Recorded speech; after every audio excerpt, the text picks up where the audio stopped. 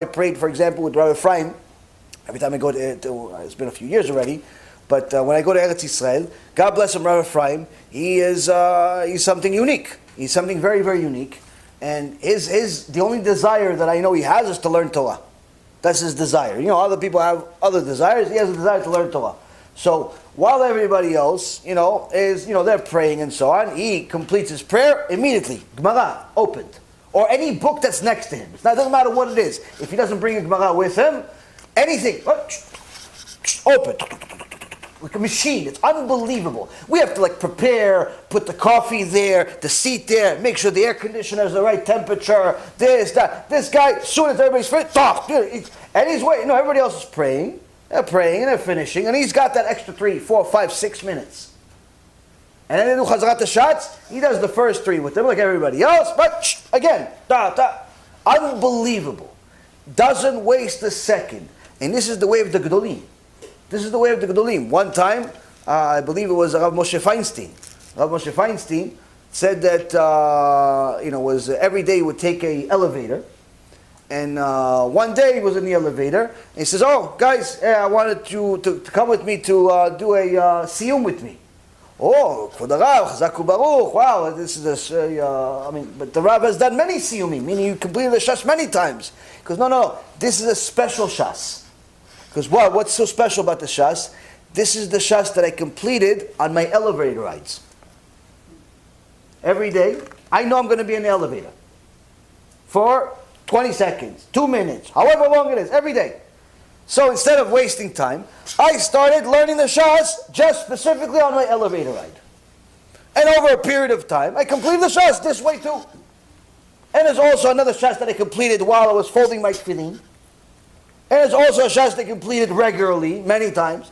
And that's how you become a gadol. That's how you become a kadosh. Why? You don't waste time. So, again, more direct answer to your question, I answered. But I think the bigger lesson is to make sure that, again, if we are in a makom, we're in a community, we have to have a minhag of a makom. But if you're really precise with your time, you can do both.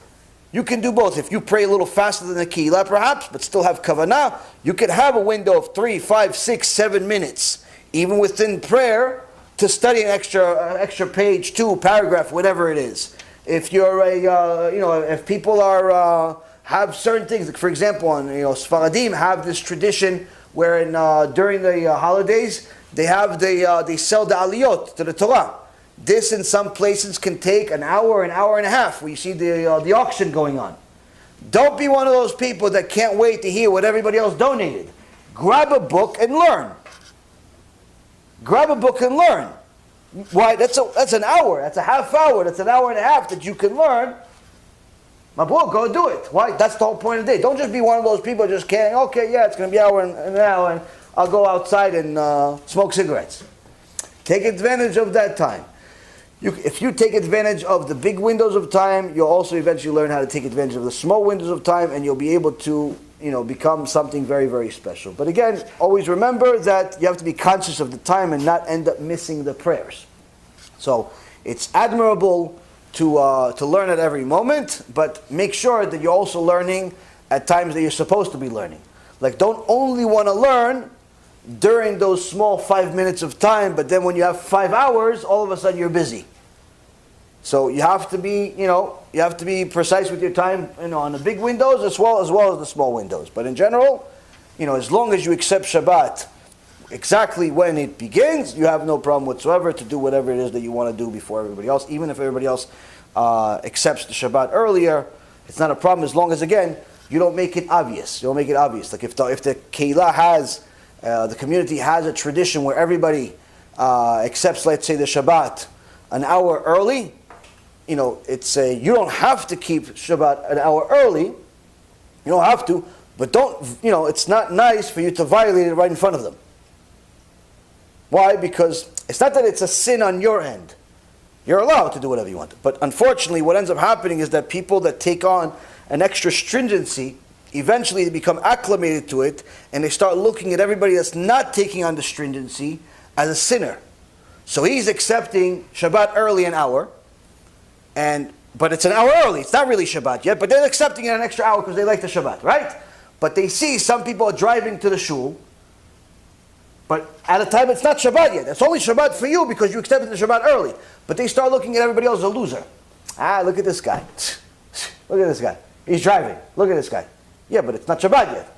Listen, over here it's Shabbat. Over here it's Shabbat. This guy's still driving. That's a bad thing. It's better off that you never take on that chumrah. So, again, if you're not going to take on the stringency of your local shul or whatever it is, don't go against it publicly. But again, it's a person needs to use their common sense and to know how to also be conscious of your surroundings.